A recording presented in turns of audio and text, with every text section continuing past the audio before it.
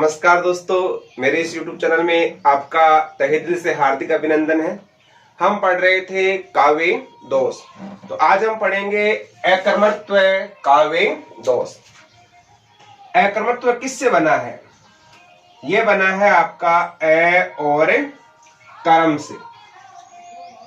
और क्या जुड़ा हुआ है इसमें? त्व। ए कर्म त्व। ए उपसर्ग है जिसका मतलब होता है नहीं। अगर किसी वाक्य रचना में वाक्य का कर्म सही नहीं हो तो क्या नहीं होना चाहिए इसमें? अगर कोई वाक्य रचना है या आपकी काव्य रचना है तो काव्य रचना या वाक्य रचना में शब्दों का जो कर्म भंग होता है, ये कर्म भंग किसका होता है? शब्द का होता है। अगर कहीं वाक्य रचना में काव्य रचना के अंदर शब्दों का कर्म भंग होता है, वो दोष माना जाता है आपका अकर्मत्व दोष। जैसे अगर हम वाक्य रचना की बात करते हैं तो एक वाक्य दोष भी होता है। कौन सा? कर्म भंग संबंधी दोष। बालक को काटकर गाजर खिलाओ। बालक को काटकर गाजर खिलाओ। आपको लिखना क्या था? गाजर को काटकर। काटना किसको था? गाजर को। लेकिन आपने काट किसको दिया? बालक को। बालक को काटकर गाजर खिलाओ, ये सेंटेंस गलत है। सही सेंटेंस होता है आपका बालक को गाजर काटकर खिलाओ। यहां पर आप क्या देख रहे हो? गाजर शब्द है जो कहां आना चाहिए था? काटकर से पहले। आपने क्या लिख दिया? बाद में। इसका मतलब इस सेंटेंस के अंदर जो शब्द है उनका कर्म सही नहीं। हिंदी में जो वाक्य रचना होती है उनका एक निश्चित कर्म होता है। जैसे मान लो पहले ऑलमोस्ट क्या आता है? कर्ता। फिर क्या आता है? कर्म। और फिर आपका क्या आता है? क्रिया। तो हिंदी भाषा में जो वाक्य होते हैं उनका एक निश्चित कर्म होता है, कर्ता, कर्म और क्रिया। अगर हम बात करते हैं कारकों की तो कारक कितने होते हैं आपके? 8। कर्ता, कर्म, करण, संप्रदान, अपादान, संबंध, अधिकरण और आपका संबोधन। कर्ता, कर्म, करण, संप्रदान, अपादान, संबंध, अधिकरण और संबोधन। बचपन से आपने खूब पढ़ा है। कर्ता ने कर्म को करण से, संप्रदान के लिए अपादान से अलग होना, संबंध काके की रारे री, अधिकरण में पर, संबोधन है अरे। अगर हम इन कारकों की बात करें तो वाक्य रचना में कौन सा कारक सबसे पहले आता है? सबसे पहले हम बात करते हैं अरे, हे। कौन सा कारक लेते हैं? आपका संबोधन कारक। फिर कौन सा कारक आता है आपका 2 नंबर पर? कर्ता कारक।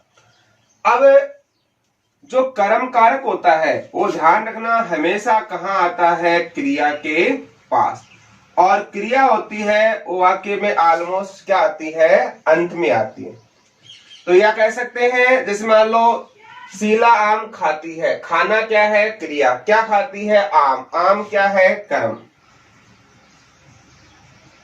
शीला आम खाती है तो शीला इसमें क्या है? कर्ता। आम क्या है? कर्म। खाना क्या है? क्रिया। तो कर्म हमेशा क्रिया से क्या आता है? पहले। इसका मतलब सबसे पहले आता है संबोधन सर्वप्रथम, और उसके बाद में क्या आता है आपका? कर्ता कारक, और सबसे अंत में क्या आता है आपका? कर्म कारक। बाकी जो अन्य कारक है कहां से लेकर कहां तक? करण से लेकर अधिकरण तक। इन कारकों का कर्म है वो नीचे से ऊपर की तरफ होता है। यानी कर्ता के बाद में अधिकरण, संबंध, अपादान, संप्रदान और करण, इस प्रकार से कर्म आते हैं। तो इन कारकों का है करण कारक से लेकर अधिकरण कारक तक जो है उनका क्रम नीचे से ऊपर की तरफ आता है। तो अगर कहीं आपको सेंटेंस में अधिक कारक दे रखे हों तो ऐसी स्थिति में आपको इस प्रकार से क्या करना है, उसको व्यवस्थित करना है। जैसे सेंटेंस है आपका शीतल गन्ने का रस पीजिए,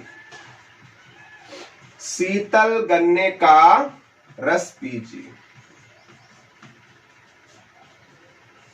ये सेंटेंस सही है या गलत है? अब आपको लिखना क्या था, बताओ, रस शीतल होता है या गन्ना शीतल होता है? आपको लिखना था गन्ने का शीतल रस पीजिए और आपने क्या लिख दिया, शीतल गन्ना। तो ये गलत है। सही सेंटेंस, ये जो शीतल शब्द है वो कहाँ आना चाहिए था, आपका रस से पहले आना चाहिए। और शुद्ध वाक्य क्या होता है आपका, गन्ने का शीतल रस पीजिए।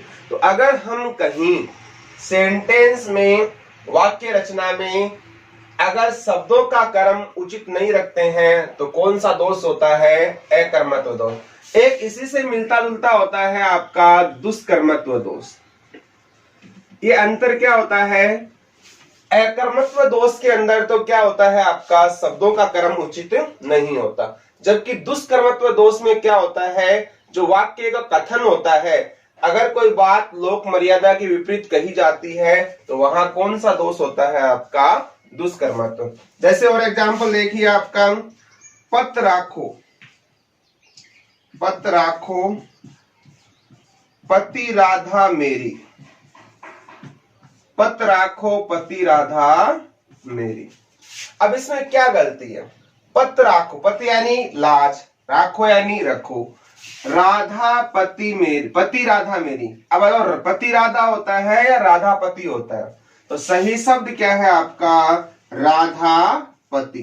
तो आपने राधा पति के स्थान पर क्या लिख दिया, पति राधा लिख दिया। तो शब्दों का क्रम क्या है, आपने यहां भी क्या कर दिया, उल्टा कर दिया। ऑलमोस्ट क्या लिखते हैं, प्रतिदिन होता है या दिन प्रति होता है, तो हम लिखते हैं आपका प्रतिदिन। प्रतिदिन जात सहज गोचारण, यानी गोचारण के लिए प्रतिदिन जाते हैं, और हमने प्रतिदिन के स्थान पर क्या लिख दिया आपका, दिन प्रति। तो हमने शब्दों का क्रम क्या किया, यहाँ पर आपका विपरीत कर दिया। तो जब शब्द हम आगे के स्थान पर पीछे, पीछे वाला शब्द आगे कर देते हैं तो ऐसी कंडीशन में आपका अकर्मत्व दोष माना जाता है। स्क्रीनशॉट लीजिए। वाक्य है, विश्व में लीला निरंतर कर रहे हैं मानवी। अब इस सेंटेंस में जो गलत है, अब बताओ, लीला और मानवी अलग अलग दे दिया, जबकि हम कहते हैं ईश्वर निरंतर रूप से मानवीय लीला कर रहे हैं। तो ये मानवीय शब्द है वो किससे पहले आना चाहिए था आपका, लीला से। कहते हैं ना, ईश्वर संसार में मानवीय लीला कर रहे हैं। तो ये सेंटेंस था, ईश्वर या विश्व में निरंतर मानवीय लीला कर रहे हैं। तो यहां भी हमने शब्दों का क्रम है वो क्या कर दिया, गलत कर दिया। जैसे एक और सेंटेंस देखते हैं, थे मानवता से भाई दोनों दीन हो। अब इस वाक्य का सही क्रम क्या होगा, दोनों भाई। ये जो शब्द है, भाई दोनों नहीं होगा, दोनों भाई। फिर क्या आएगा आपका, मानवता से, दोनों भाई मानवता से दीन हुए थे। अब इस वाक्य में कई जगह आपका क्रम क्या है, भंग है। दोनों भाई मानवता से दीन हुए थे, ये थे कहां आएगा आपका, अंत में। तो हमने यहां भी क्या किया है, शब्दों का क्रम भंग किया है। तो जब किसी वाक्य रचना में या काव्य रचना में शब्द है, आगे वाला शब्द पीछे, पीछे वाला जब आगे आ जाए तो ऐसी कंडीशन में आपका अकर्मत्व दोष माना जाता है। स्क्रीनशॉट लीजिए इसका। जहां कथन विशेष का क्रम भंग हो, जहां कथन विशेष का क्रम भंग हो, जहां कथन विशेष का क्रम भंग हो। कथन विशेष का क्रम भंग होने से मतलब है जहां कोई बात पहले आनी चाहिए थी वो बात हम कहां लिखते हैं, बाद में लिखते हैं, और जहां कोई बात बाद में आनी चाहिए थी उस बात का उल्लेख हम कहां करते हैं, पहले करते हैं। या कहते हैं अगर कोई बात का कैसी हो, लोक शास्त्र के विपरीत हो। अगर कोई बात कैसी हो आपकी, लोक शास्त्र के विपरीत हो। और लोक शास्त्र के विपरीत का मतलब होता है पहले वाला कथन, पहले वाला कथन बाद में, और बाद वाला कथन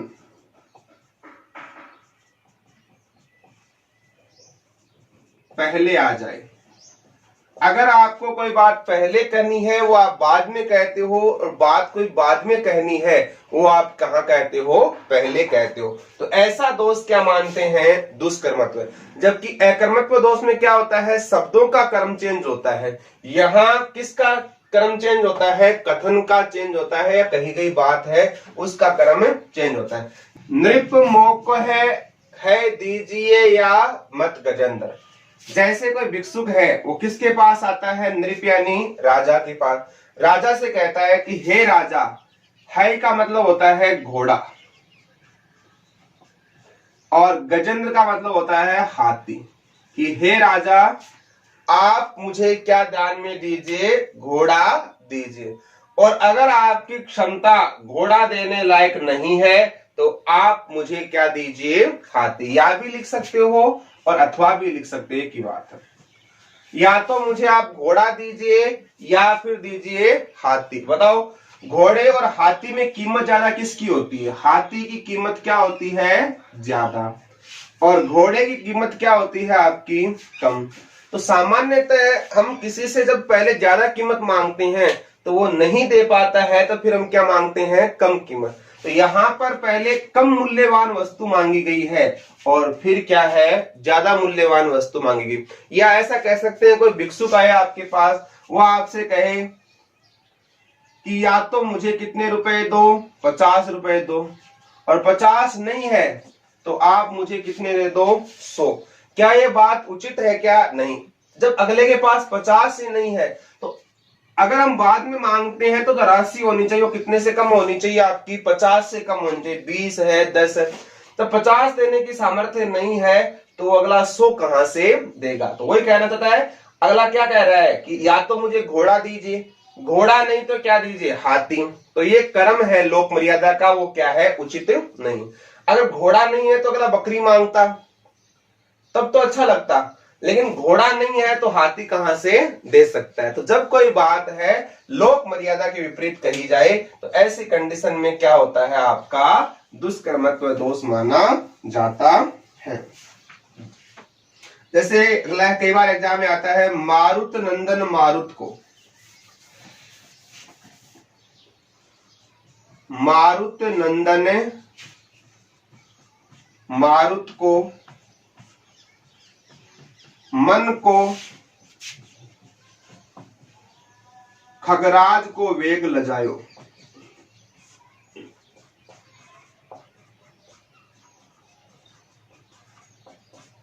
मारुत नंदन यानी हनुमान जी ने किसका वेग लगा दिया, पहले मारुत यानी हवा का, फिर किसका, मन का, और फिर खगराज, खग का राजा कौन है, पक्षियों का गरुड़।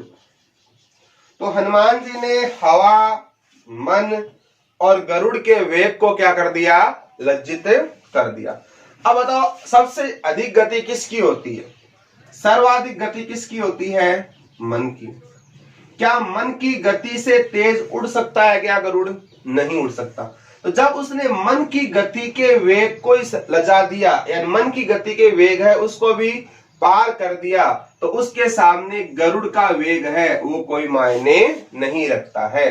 तो पहले अगर गरुड़ होता फिर मन आता तब तो एक सामान्य बात थी, लेकिन जब मन के वेग को लगा दिया तो मन से ज्यादा वेगवान कोई वस्तु अन्य नहीं हो सकती। तो यहाँ भी जो बात कही गई है उसका जो कर्म है वो आपका क्या है, विपरीत कहा गया।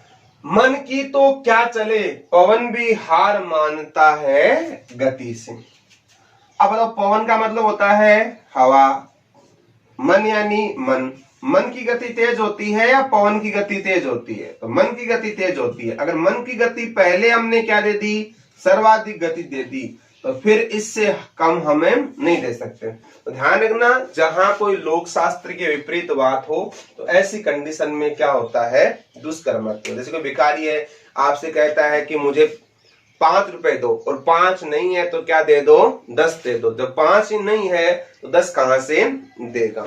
मतलब कह सकते हैं, जैसे मान लो कोई आपके सामने एक पत्थर है और एक वज्र है, और आपने पहले तुलना किसकी कर दी, वज्र की, कि वह वस्तु वज्र के समान मजबूत है या फिर पत्थर के समान। तो अगर आपने पहले ही तुलना वज्र की कर दी तो फिर आप पत्थर के साथ उसकी तुलना नहीं कर सकते, क्योंकि सबसे कठोर क्या होता है आपका, वज्र, और पत्थर है और वज्र की तुलना में क्या होता है आपका, कम कठोर माना जाता है। तो जहां कोई बात है उसका कर्म लोक मर्यादा के विपरीत हो तो आपका कौन सा दोष माना जाता है, दुष्कर्मत्व दोष माना जाता है। अगला है अप्रतितत्व दोष। अप्रतित्व दोष, देखो कोई शब्द होता है उसके सामान्यतः कई प्रकार के अर्थ निकलते हैं। जैसे एक शब्द है उसका एक तो होता है लोक प्रचलित अर्थ, एक तो होता है आपका लोक प्रचलित अर्थ, और एक होता है आपका शास्त्रीय अर्थ।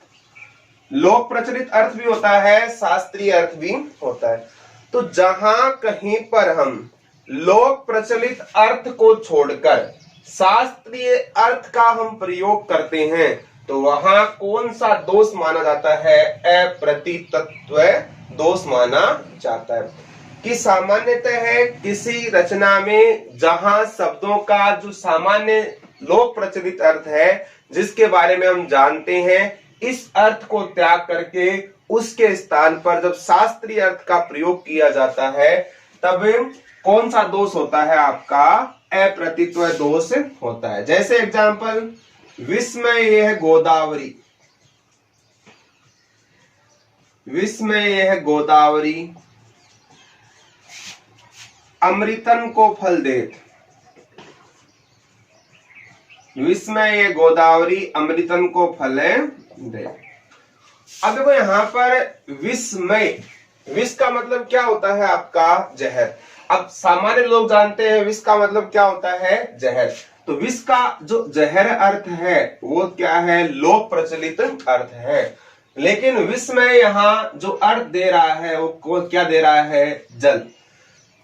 कि जल से भरी हुई गोदावरी जो नदी है वो किसका फल दे रही है, आपका अमृत रूपी फल दे रही है। तो हमने सामान्य अर्थ का तो क्या किया, त्याग किया, और शास्त्रीय अर्थ है इसको हमने यहाँ पर दिया। अब देखो, पुत्र जन्म उत्सव का समय है।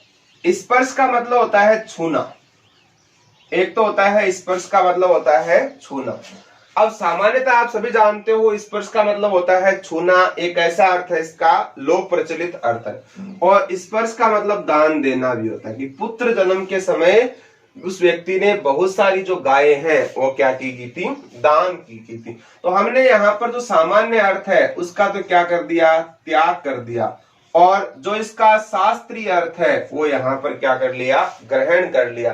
तो अगर कहीं पंक्ति में आपको अर्थ में बाधा आए और ऐसा लग रहा है कि जो अर्थ सोच रहे हैं वो नहीं है, उसके अलावा कोई अन्य अर्थ आने की संभावना हो जिसके बारे में हम जानते हैं, क्योंकि लोक प्रचलित अर्थ होता है उनके बारे में सभी जानते हैं, और शास्त्रीय जो अर्थ होता है वो ऑलमोस्ट हम नहीं ज्ञात कर पाते हैं।